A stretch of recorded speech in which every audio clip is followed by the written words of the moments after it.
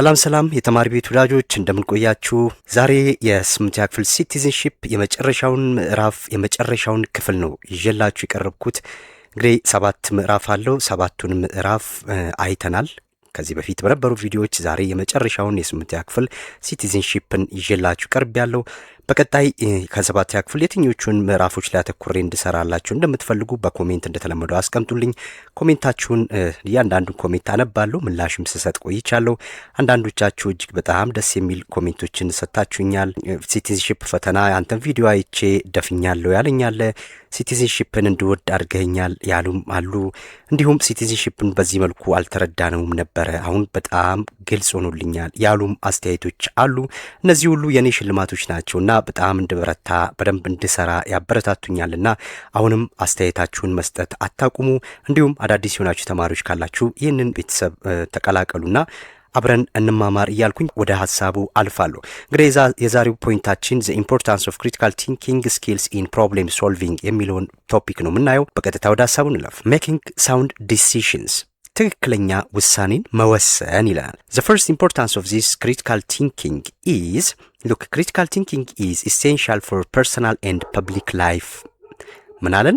ይህ በግል ሆነ በህዝባዊ ጉዳዮች ላይ ትክክለኛውን ውሳኔ እንድንሰጥ ያስችለናል ማለት ነው። ስለዚህ ወሳኝ አስተሳሰብ ሲኖረን፣ ጠለቅ ያለ አስተሳሰብ ሲኖረን፣ በመረጃና በማስረጃ የታገዘ ውሳኔ መስጠት እንችላለን ማለት ነው። አንደኛው በህይወታችን ወይም በግል ወይም በህዝባዊ ጉዳዮች ላይ ትክክለኛውን ከአድሎ የነጻ ትክክለኛ ውሳኔ ለመስጠት ያስችለናል ይላል። የመጀመሪያው ጥቅም ይሄ ነው። ሁለተኛው it ensures we are governed by reason not just emotion አለ። እዚህ ጋር ደግሞ እያልን ያለው ባጭሩ በስሜት ሳይሆን በስሌት እንድንጓዝ ህይወታችንን እንድንመራ ያስችለናል እያለ ነው። በስሜት ከመመራት ይልቅ በምክንያታዊነት መመራት እንድንችል ያስችለናል። እያንዳንዷ ውሳኔዎቻችን ምክንያታዊ እንድትሆን ያረገናል ይላል የክሪቲካል ቲንኪንግ። ሌላው ኢንፎርሜሽን አሎን ኢዝ ናት ኢነፍ ዊ ኒድ ኦብጀክቲቭ ኤቪደንስ። ይሄ ደግሞ ለውሳኔ ተጨባጭ ማስረጃዎችን መፈለግ እንዳለብን እንረዳለን ማለት ነው። እንግዲህ ብዙ ጊዜ ብዙ መረጃ ስላለን ኢንፎርሜሽኖች ስላሉን ክሪቲካል ቲንከር ሆንን ማለት አይደለም። የመረጃ መሰብሰብ፣ የኢንፎርሜሽን ብዛት ክሪቲካል ቲንከር አያሰኝም በፍጹም ማለት ነው። ስለዚህ እነዚህን መረጃዎች በማስረጃ አስደግፈን ትክክለኛ ውሳኔ መወሰን ስንችል ነው ክሪቲካል ቲንከር ነን የሚባለው ማለት ነው። ስለዚህ ያንንም እንድንላበስ ያደርገናል ማለት ነው። ክሪቲካል ቲንኪንግ ስኪል አንዱ ይሄ ነው ማለት ነው። then a critical thinker only changes their mind when presented with compelling proof ይለናል። እዚህ ብዙ ጊዜ ጥልቅ ሐሳቢዎች የተሻለ ማስረጃና እውነታ ሲያገኙ ከዚህ ቀደም የነበራቸውን ሐሳብ ለመቀየር ዝግጁ ናቸው። ሁልጊዜ የሚቀይሩት ሐሳባቸውን ብቻ ነው። በውስጣቸው ይዘውት የነበረ እውነታን ትክክለኛ እንዳልሆነ ትክክለኛ በሆነ መረጃና ማስረጃ ተደግፈው መቀየር ይችላሉ። ለመቀየርም ቅርብ ናቸው ማለት ነው። መሸነፍ አይደለም ሐሳብን መቀየር። በተሻለ ሐሳብ የነበረኝን ሐሳብ መቀየር መሸነፍ ማለት አይደለም። ክሪቲካል ቲንከሮች ሁሌም ከሁሉም ሰው የተሻለ ነገር ካለ ለመማር ዝግጁ የሆኑ ናቸው ማለት። ሪጅድ ከሆንን ራሳችንን ከዘጋን የኔ ብቻ ነው ትክክል የምንል ከሆነ ሞኝ ነን እንጂ ክሪቲካል ቲንከር አይደለም። በህይወታችን ለመማር ዝግጁ አይደለንም ማለት ነው። ሁልጊዜ ከማንኛውም ሰው ለመማር ራሳችንን ዝግጁ አድርጉ። ለምሳሌ እኔ ከተማሪዎች ለመማር ሁሌም ዝግጁ ነኝ። ብዙ የማላቃቸው ነገሮች ተማሪዎች ይነግሩኛል። ይህ ዘመን የኢንፎርሜሽን ዘመን እንደመሆኑ መጠን ተማሪዎች ከመምህራኖች የበለጠ መረጃዎችን ዲግ አድርገው ሊያገኙ ይችላሉ። ስለዚህ መምህሩ ደግሞ ከነሱ የሚማራቸው ነገሮች ብዙ ሊኖሩ ይችላሉ ማለት። ስለዚህ እንደዚህ እየተማማርን ክሪቲካል ቲንከር መሆን እንችላለን ማለት ነው። ስለዚህ ይህንን አጠቃላይ ጠቅለል ስናደርገው አንድ ሰው በህይወቱ ትክክለኛ ውሳኔዎችን ለመወሰን የግድ ጥልቅ ሐሳቢ መሆን መቻል አለበት ማለት ነው። እንግዲህ ጥልቅ ሐሳቢነት ስንል ደግሞ ዝም ብሎ በስሜት መነዳትን ሳይሆን አእምሮን ተጠቅሞ በምክንያት መመራትን ነው ማለት ነው የሚያሳየን። ስለዚህ መረጃ ስላገኘን ብቻ መቀበል የለብንም። ጥልቅ ሐሳቢ መረጃ ስላገኘ ብቻ አይቀበልም። መረጃው ተጨባጭ ማስረጃ አለ ወይ ብሎ ይጠይቃል ማለት ነው። እንዲህ እንድናረግ ይጠቅመናል። ስለዚህ ተረትና አፈ ታሪኮች ሳይሆኑ ማስረጃዎች ብቻ ናቸው እኛን ሊያሳምኑን የሚገቡት ማለት ነው። ሌላኛው ነጥብ ቢዮንድ ቢያዝስ ኤንድ ፕሪኮንሰፕሽንስ ይለናል። ቢያዝ ስንል አድሎ ማለት ነው አይደለ? ፕሪኮንሰፕሽን ስንል ቅድመ ፍረጃ፣ ቅድመ ግምት ማለት ነው ይሄ ደግሞ። ስለዚህ ከነዚህ ከሁለቱ እንድንጸዳ ያደርገናል። ሉክ ኦቨርካሚንግ ፐርሰናል ፕሬጁዲዩስ አለን። ይህ ደግሞ የግል አድሏዊነትን እና ቅድመ ፍረጃ ወይም ቅድመ ግምቶችን ማሸነፍ እንድንችል ያደርገናል ማለት ነው። የግል አድሏዊነት ማለት ምን ማለት ነው? አንድ ጊዜ እኛ የተቀበልነውን ነገር ብቻ ይዘን እዛ ላይ ተቸንክሮ መቅረት፣ የሌላውን ሐሳብ ማጣጣል፣ የራስን አጉልቶ ለማሳየት የሌላውን እውነት መሸፈን ነው የግል አድሏዊነት የሚባለው።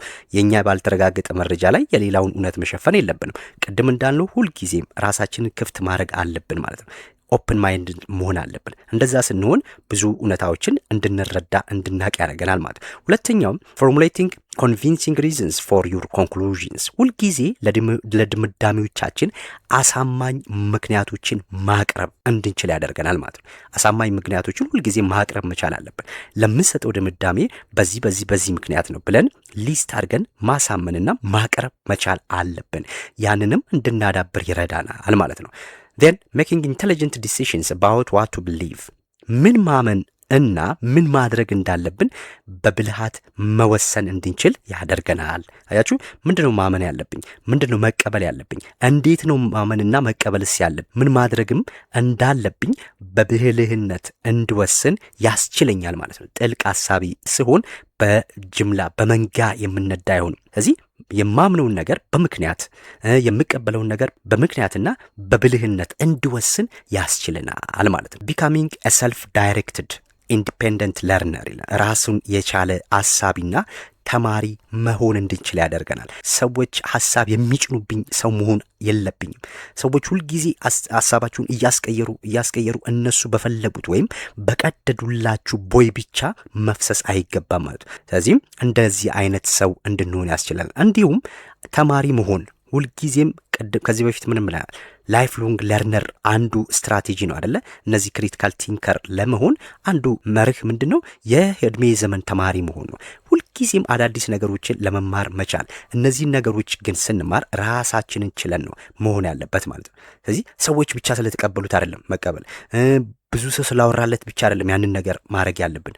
ራሳችንን ችለን የሚጠቅመንና የማይጠቅመንን ለይተን ለህይወቴ የቱ ያስፈልገኛል፣ ቅድሚያ መስጠት ያለብኝ የቱ ነው የሚሉትን በራሳችን እንድንወስን ያስችለናል ማለት ነው። እዚህ ጋር ያየነው ፖይንት ጠቅለል ስናደርገው ይሄ ጥልቅ ሐሳቢ ስትሆኑ ትልቁ ጥቅሙ የራሳችሁ አድናዊነት እንድታሸንፉ ነው የሚረዳችሁ ማለት ነው። ሁላችንም የምንወዳቸው ወይም የምንጠላቸው ነገሮች ሊኖሩን ይችላሉ አይደለ? ነገር ግን ይሄ ጥልቅ ሐሳቢነት እነዚህ ስሜቶች በውሳኔያችን ላይ እንዳይጋርዱ ያደርግልናል ማለት ነው። በተጨማሪም አንድን ነገር ስታምኑ ወይም ስትናገሩ ሊሆን ይችላል ለምን ለሚለው ጥያቄ አሳማኝ ምክንያት እንድታቀርቡም ይረዳችኋል ማለት ነው። ስለዚህ ይህም በራሳችን የምንተማመንና ማንም ሰው በፈለገው አቅጣጫ የማይነዳን ነፃ አሳቢዎች እንድንሆን ትልቅ አስተዋጽኦ አለው ማለት ነው። ዜን ኢቫሉዌቲንግ ኤቪደንስ ኤንድ አርጊመንትስ ይለናል። እዚህ ጋር ደግሞ እዚህ ውስጥ የምናያቸው ፖይንቶች አንደኛው ምን ይለናል? ዲፌንዲንግ አርጊመንትስ አጌንስት ቻርጅስ ኦፍ ቢያስ ኦር ኢንኮምፕሊትነስ አለ። ይሄ የራስን መከራከሪያ ወይም አርጊመንት ከትችት መከላከል እያለን ነው። ምን ማለት ነው? እንግዲህ አንድን ሐሳብ በምክንያትና በማስረጃ አደራጅቶ በማቅረብ ሌሎች ሰዎች ለሚያነሱት ጥያቄ ወይም ትችት ተገቢውን ምላሽ መስጠት መቻል ማለት ነው። ምክንያቱም ሰዎች በእኛ ሐሳብ ላይ በእኛ አርጊመንት ላይ ሐሳቦችን ሊያነሱ ይችላሉ። ስለዚህ እነዚህን ሐሳቦች ለምን ተነሳብኝ ብለን ከመበሳጨት ከመናደድ ስሜታዊ ከመሆን ይልቅ ለሚነሱብን ትችቶች ለሚነሱብን ጥያቄዎች ተገቢውን ምላሽ መስጠት መቻል አለብን ማለት ነው። እንደዚህ አይነት ልምድ እንድናዳብር የጥልቅ ሐሳቢ መሆናችን ይረዳናል ማለት። ስለዚህ ይህንን ነገሮች ለመራቅ ተጨማሪ ማስረጃዎችን መጠቀም እንችላለን። አድሏዊነትን ማስወገድ መቻል አለብን። አመክንዮአችን ጠንካራ መሆን አለበት። የሌሎችን ሐሳቦች መገምገም መቻል አለብን። እነዚህን ሁሉ እንድናረግ የክሪቲካል ቲንከር መሆናችን ጥቅሙ ይሄ ነው ማለት ነው። ሌላው አይዴንቲፋይንግ ፌክ ኦር ኢሎጂካል ሪዝኒንግ ኢን ዋት ዩ ሪድ አለን። የምናነበውን ነገር መገምገምና የሐሰት ወይም አመክንዮአዊ ያልሆኑ ነገሮችን መለየት እንድንችልም ያደርገናል። ብዙ ጊዜ የተጻፉ ነገሮች ሁሉ እውነት አይደሉም። በማህበራዊ ሚዲያዎች ይሁን በመጽሐፍም ይሁን የተጻፉ ነገሮች ሁሉ እንዳለ ዳይጀስት አይደረጉም። እነዚህን ያነበብናቸውን ነገሮች ፊልተር ማድረግ መቻል አለብን ማለት ነው። የስ ማጣራት መቻል አለብን። ግርድፉን ከፍሬው መለየት መቻል አለብን። ያንን እንድናረግም ይረዳናል ማለት ነው። እዚህ ጋር ደግሞ creating strong arguments for assignments and projects ይሄ ደግሞ ምን እያለን ነው? የራስን ጠንካራ መከራከሪያዎች መፍጠርና ማረጋገጥ ማለት ነው። ብዙ ጊዜ አሳይመንት ፕሮጀክት በሚሰጥበት ሰዓት ላይ ያልሆነ ነገር ያገኘናትን ነገር ጨርጨር አድርገን እናስገባለን አይደለ? ስለዚህ ይሄ ክሪቲካል ቲንከር አለመሆንን ነው የሚያሳየው። ክሪቲካል ቲንከር ስትሆኑ የራሳችሁን ጠንካራ መከራከሪያዎች መፍጠርና ማረጋገጥ ትችላላችሁ። ስለዚህ ፕሮጀክትም አሳይመንትም ሲሰጠን የራሳችንን ጠንካራ መከራከሪያዎች ማንሳት፣ ባልታየ አንግል ለማየት መሞከር እንዲሁም ያንን ነገሮች ደግሞ ማረጋገጥ መቻል አለብን ማለት ነው። then comparing and contrasting different theories and concepts የተለያዩ ንድፈ ሐሳቦችንና ዘዴዎችን ማወዳደርና ማነጻጸር፣ የትኛው የተሻለ ነው፣ የትኛውን መጠቀም አለብኝ፣ እነዚህ ነገሮችን ማወዳደርና ማነጻጸር እንድንችል ያደርገናል ማለት ነው። ክሪቲካል ቲንከር ለተማሪዎች የሚሰጠው ጥቅም እዚህ ጋር የተዘረዘሩት ነው። እዚች ጋር ያለችውን ፖይንት ስናጠቃልላት አጠቃላይ ምንድነው እያለን ያለው? ጥልቅ አስተሳሰብ የምናነበውን ነገር እንድንመረምርና የሐሰት ወሬዎችን እንድንለይ ያደርገናል።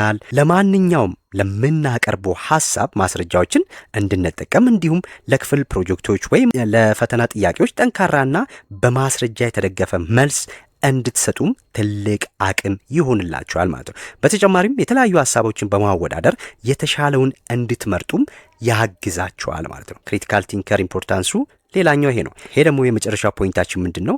ማሰብ ሰው እንድንሆን ያደርገናል ወይም ሰው አድርጎናል እያለ ነው። ቲንኪንግ ሜክስ አስ ሂውማን፣ ማሰብ ሰው ያደርገናል እያለ ነው። እዚህ ጋር ደግሞ ሂውማን አር ዲስቲንጉሽድ ባይ ዘ አቢሊቲ ቱ ቲንክ። እንግዲህ ሰው ከሌሎች ፍጥረታት የሚለየው በማሰብ ችሎታው ነው አይደለ? ግን ስሙም የዘነጋውት አንድ ፈላስፋ ማሰብ ሰውን ከእንስሳት ሳይሆን የለየው ሰውን ከሰው ነው የለየው ይላል። እኔም እቀበለዋለሁ ይህን አስተሳሰብ። ሰዎች ከሰዎች የሚለዩት በሰውነት አንድ ሆነው ሰው ሆነው ግን በማሰብ ችሎታቸው የተለያዩ ናቸው አይደለ? ስለዚህ ማሰብ ሰውን ከሰው ይለያል ነው እያለን ያለው። ክሪቲካል ቲንከሮች አሉ፣ ዝም ብለው በጅምላ የሚነዱ ሰዎች አሉ፣ በተቀደደላቸው ቦይ የሚፈሱ ሰዎች አሉ፣ ስለተጮኸ የሚጮሁ ሰዎች አሉ፣ ድንጋይ ስለተወረወረ የሚወረውሩ ሰዎች አሉ አይደለ? ለምን ብሎ የሚጠይቅ ግን ያ ክሪቲካል ቲንከር ነው ማለት ነው። ሶ ማሰብ ሰውን ከሰው ለይቶታል። ዶንት ሴትል ፎር ጀስት አብዞርቢንግ ኢንፎርሜሽን። አያችሁ፣ ማሰብ ሲባል ግን ዝም ብሎ መረጃዎችን መሰብሰብ ማለት አይደለም ብለናል። ማሰብ ማለት አናላይዝ፣ ሲንተሳይዝ ኤንድ ዌይት ፕሮስ ኤንድ ኮንስ።